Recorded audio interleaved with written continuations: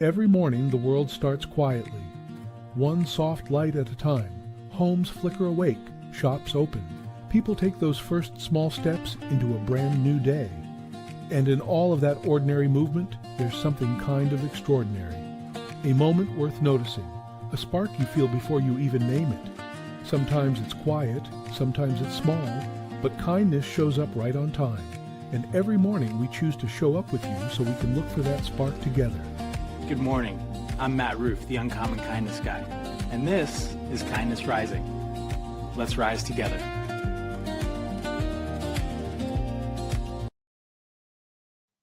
Good morning, good morning, good morning, everyone. Good morning, and welcome to Kindness Rising.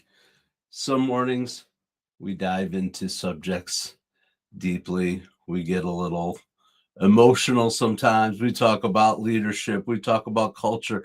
We talk about purpose and all of our six strings of living.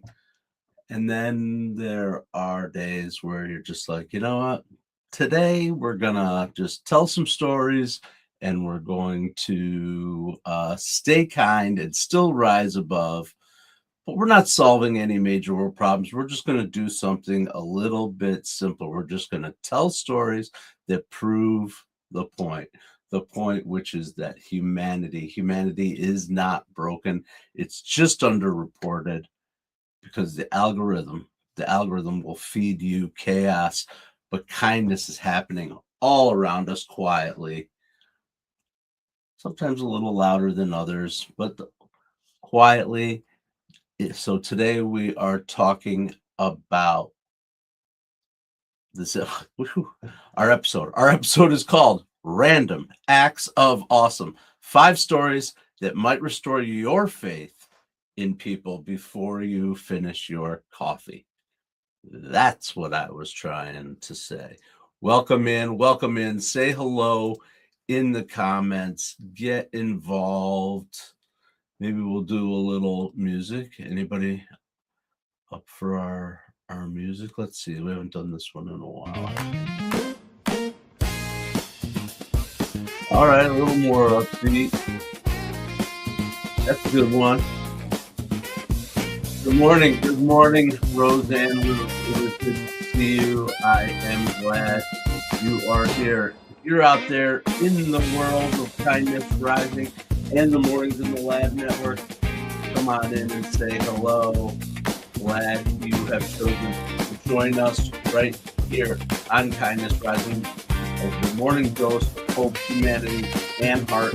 Say hello in the comments, and we're going to get to our 5 stories that will restore your faith in people before you finish your coffee.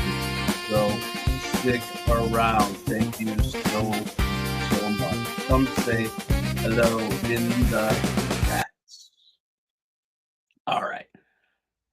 You know, here's something about the internet. The internet works and the world works because this is the way stories work. Stories move people to action, or they connect people, and there has to be a conflict. And sometimes the conflict becomes the point of the crescendo, the climax, whatever that story is. We love stories, but kindness tends to move quieter. It's in that under the story line. It's just gentle and shows up every day. Every day it shows up in the way that we do things. But what's interesting is it's not a straight line. It's actually a pebble that drops into that lake, whatever you want to say, and it grows in those concentric circles of ripples of kindness. It's happening in neighborhoods, on roadsides. It's the ripple effect of kindness, and sometimes it happens in weird ways, in unusual ways, in some weird places, like maybe someone secretly dressing up their neighbor's porch goose. You guys know about a porch goose? I had never heard of a porch goose until this story hit my radar, but apparently a porch goose in the middle Midwest United States, it's a thing where you have your porch goose and it sits there. It brings luck or whatever. It supposed to bring happiness, because in this case, it actually absolutely did. This was in Missouri, where a woman noticed her neighbor had one of those porch gooses, porch geeses, porch goose. I'm trying to get my screen to share and share alike. There's porch goose lady. Woman's secret act of kindness takes an emotional turn after neighbor discovers her identity. It was an exclusive for People, and we're covering it here on Kindness Rising. You see this woman with her porch goose. Her name is Emily Williamson, and they bought their house about a year ago, and they started walking by this house whose goose was sitting on the porch, and just to do the neighborly thing, she started dressing the goose. The goose was just sitting there naked, so she would add little outfits to the goose, seasonal outfits, scarves, holiday clothes, whatever would be her fancy. And she'd just quietly leave them, and the neighbor had no idea who was doing it.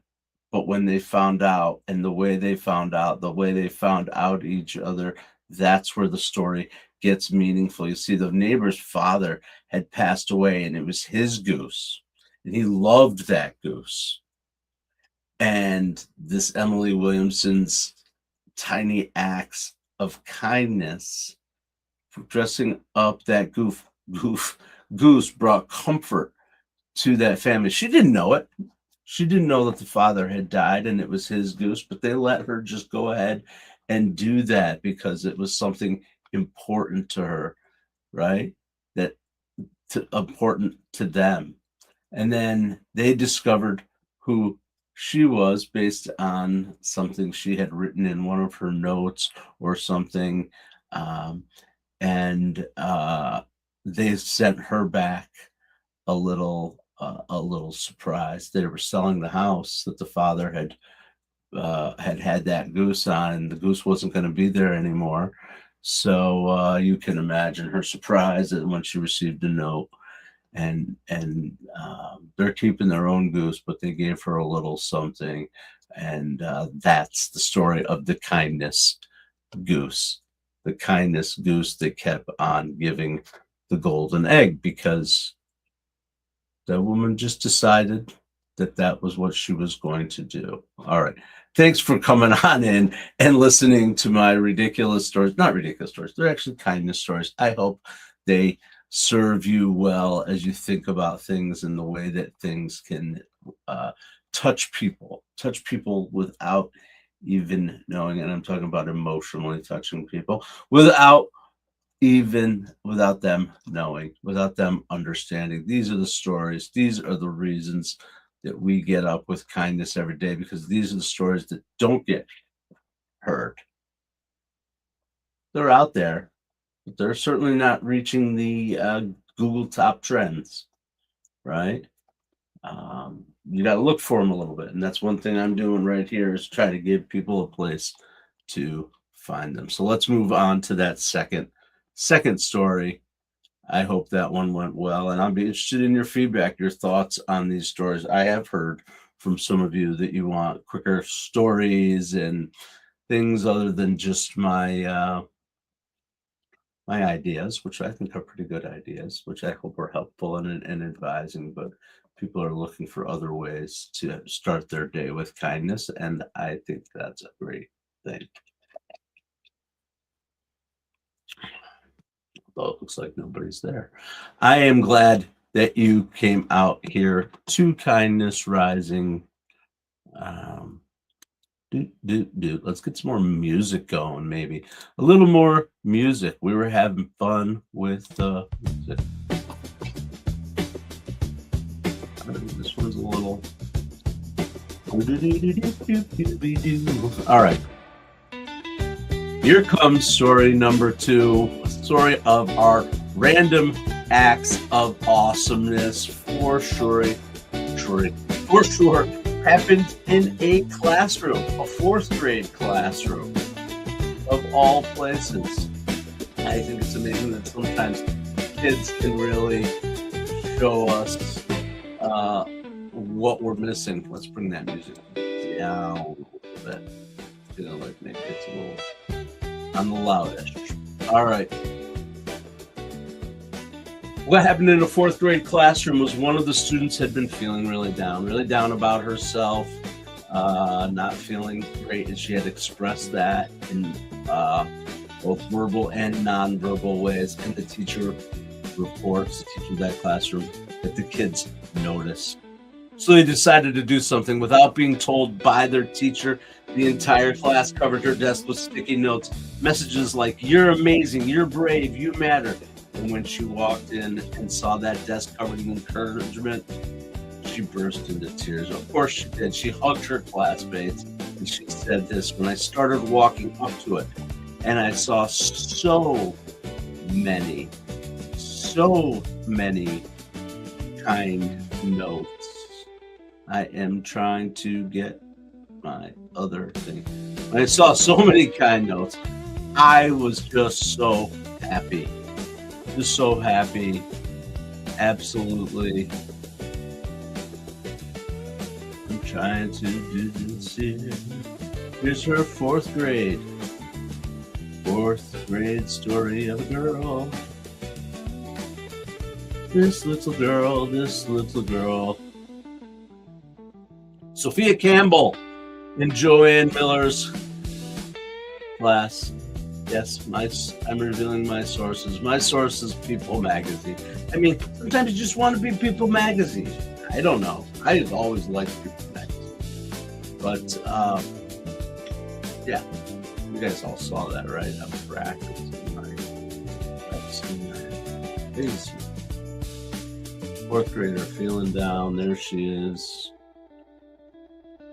Some stock photography in a Geico ad. Oh, I am kidding. Trying to keep it light today, but it's so sweet. This little girl. It wasn't even a second. It was just a millisecond before I started crying and laughing. I was just so amazed that I was appreciated. I know I'm smart. I'm amazing. So many feelings. I mean, what joy can we hear from a 10-year-old? A 10-year-old who her and her friends are showing us the way to kindness. Okay.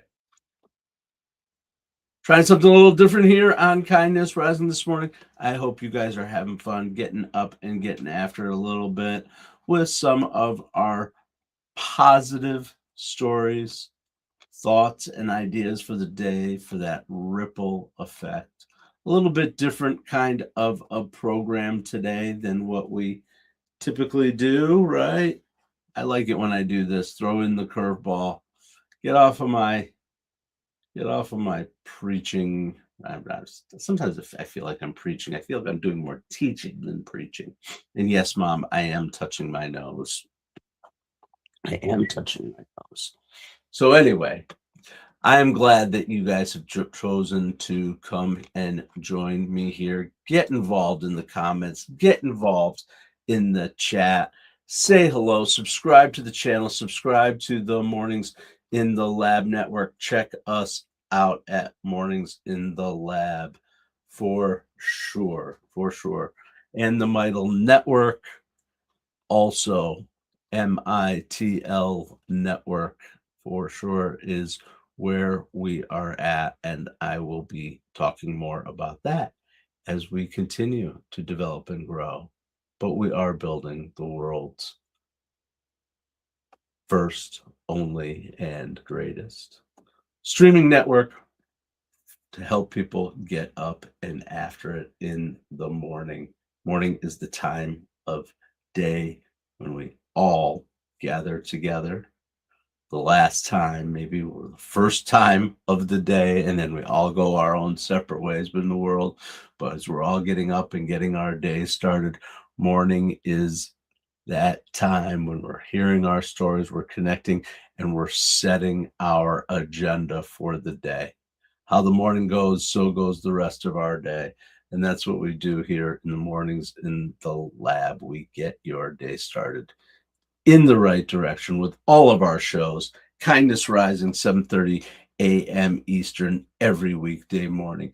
Mornings in the Lab with Keith, John, and Friends, 8 a.m. to 10 a.m. Eastern, live, and replays after that on the Mornings in the Live, in the Mornings in the Lab Network channel. And of course, today is a special day because it is Wednesday, and at 8:30 a.m., you're going to get a chance to spend some time with our friend Cheryl at It Starts With Joy Live. So come on, join the Mornings in the Lab Network. Check out all of the programs associated with us and more to come.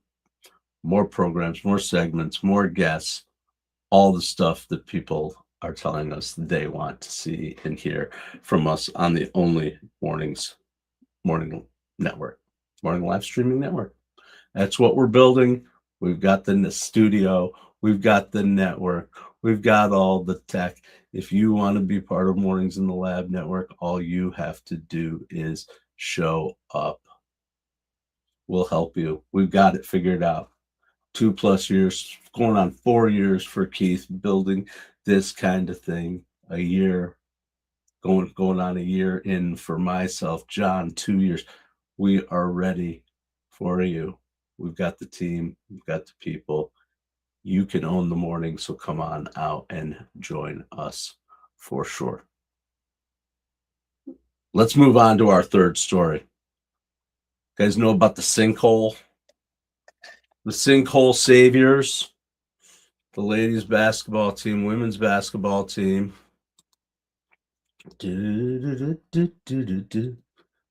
University of here.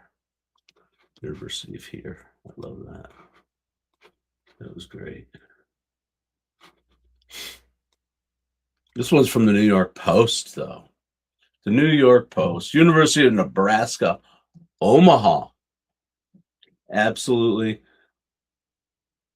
These ladies, Olivia Borzurtsky and Esra Kurban. One happens to be German and the other was from another place, but they're here on scholarships and playing basketball at University of Nebraska, Omaha. And they got to take a look at this. You guys can watch that go down while okay, where is it? Got myself in a bunch here. Looks like you guys are seeing that. Oh, there it goes. There it goes. I think you saw it. I'm pretty sure you did get to see those two vehicles absolutely go down in the hole. So I'm going to stop it there. Well, what would you have done if you saw that happen? Holy moly. Apparently that hole was like 30 feet wide and 10 to 15 feet deep, in those two cars sunk right into it, just sitting at a red light. But then you see what happens. Our friends come over and I'll try to zoom it. All right. This is what happens when I start playing with these things. The point is that Olivia and Esra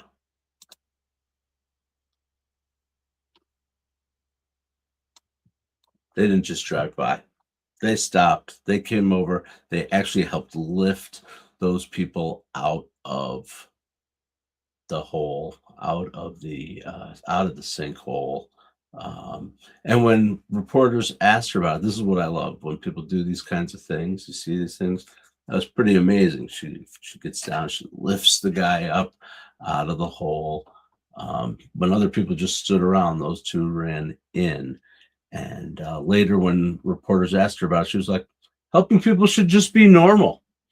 And in the article, she talks about how it's just what they do. They do that, and she was in Germany, and I forget where the other young lady was from, and they did notice that they were surprised that it took people so long to react to help these people. I mean, I understand we freeze and that kind of thing too, but I think there is something about our culture that holds us back from helping. Sometimes we know that we watch people who are willing to videotape stuff but aren't going in to help, right?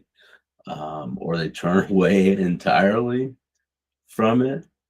We've seen this too. So I just thought that was an interesting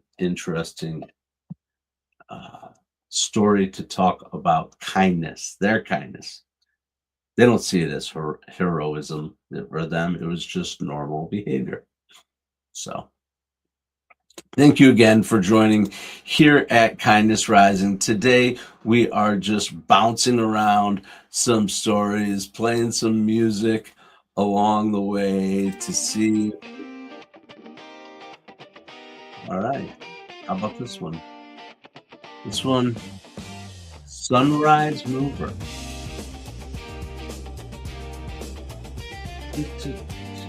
All right, good. And we're sunrise moving today here on Kindness Rising for sure. Get involved in the comments. Say hello, Jason Bender, Green Bay, Wisconsin. Be sure to look like quarterback Brett Favre. All right. Big fan of Brett Favre out there. All right. Not necessarily my guy, but I wish you the best of luck with Brett Favre. And just glad you have chosen to come here and spend some time. And next, we're going to move on to another story. All right.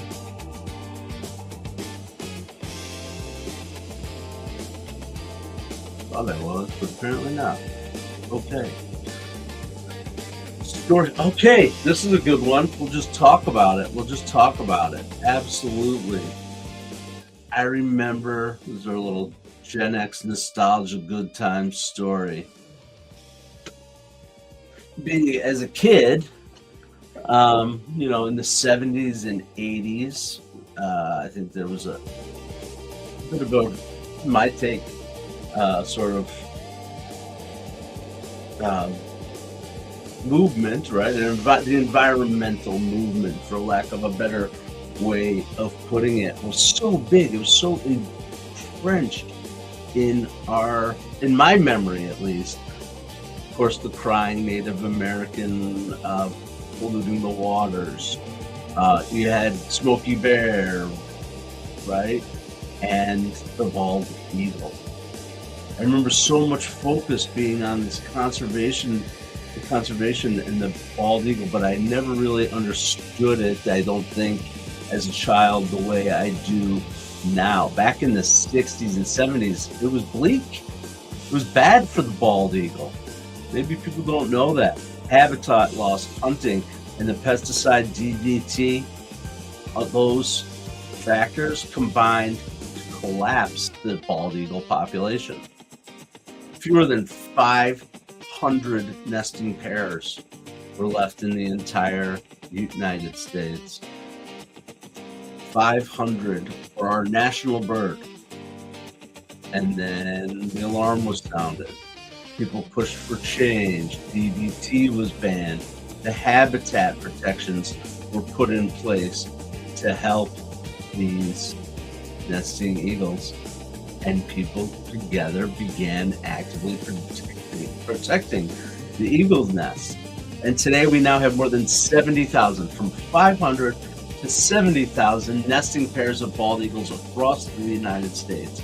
From the brink of extinction to soaring over lakes, rivers, and forests all across the country again. It's one of the great wildlife recoveries in conservation history, and it's a reminder of something important. When humans decide to protect something instead of exploit it, nature has an incredible ability to recover. And that's the story of kindness. It's not about people, it's about how we care or it is about people though. It's about how we care for the world around us. And honestly, seeing an eagle soaring ahead is still one of the most awe-inspiring sights there is if you have ever seen it, which makes it not just a conservation story, it's a story of hope and a story of kindness. So thank you so much for joining us here on Kindness Rising. We're thinking about our national bird, the bald eagle. All right, have you guys ever seen one in real? Like, we have an eagle that flies right near the lake on which our family has a home, and it's awesome. It's awesome. It's amazing. We've seen that bird dip into the lake and grab fish out of it. It's nesting in the tree right outside. And yes, I'm talking about the importance of it for us because in our family, we have a belief in the spirit animal, and that spirit animal, that bald eagle, sitting at our home, is definitely my father's spirit. So that's just a little insight into the way we think in our house. But that bald eagle, if you ever have a chance to see it, absolutely one of the most majestic and awe-inspiring things you could see when you see it just soar. It's pretty amazing. I hope every person in the world gets a chance to see the bald eagle very, very close. It's amazing. All right. Enough of this crazy music. We're having a lot of fun today here on Kindness Rising. For me, it's flying. I want to get one last story, and it's an important story. It's an important story. I got to get it in here. See this book, everybody? I've held up other books before. This is Robert R. McCammon. Robert R. McCammon's Boy's Life. Why is this book important to me?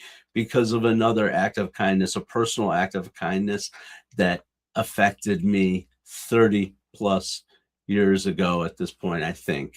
I don't know. It was the mid-90s for sure. I was a young man traveling around visiting friends who had gone out from college into the world to Boston, and I went to DC, and some went to New York. Others went back to their small town homes, whatever it was, but we scattered about. And of course, being where I'm from, New York City was a very attractive place in our mid-20s, and a number of people moved there, and but nobody could afford to live in New York.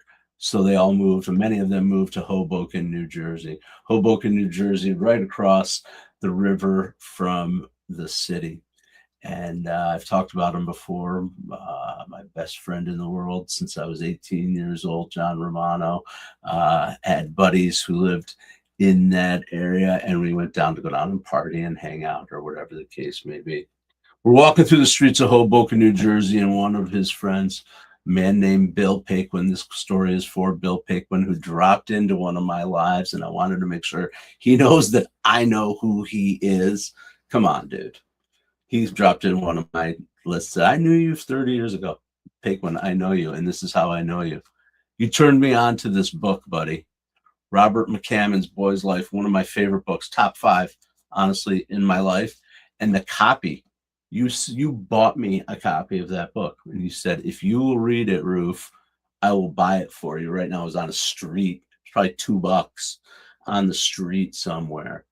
And you bought it for me, and I read it, and then I lost it, and I was pissed. But I was walking through my neighborhood one day, and we have one of those little free libraries. That's what the story is about. I open up that door of that little free library sitting in front of the church, and there's this copy, which is the exact same edition, exact same copy that was gifted to me by Bill Paquin in the middle 90s. That was an act of kindness by him. Bill Paquin, that story was for you as we wind down, and I'll make sure that you see this because, of course, I remember you, Bill. Thank you so much for remembering me here on Kindness Rising, and I'm glad for everyone who has shown up here. Thank you again for joining me on Kindness Rising.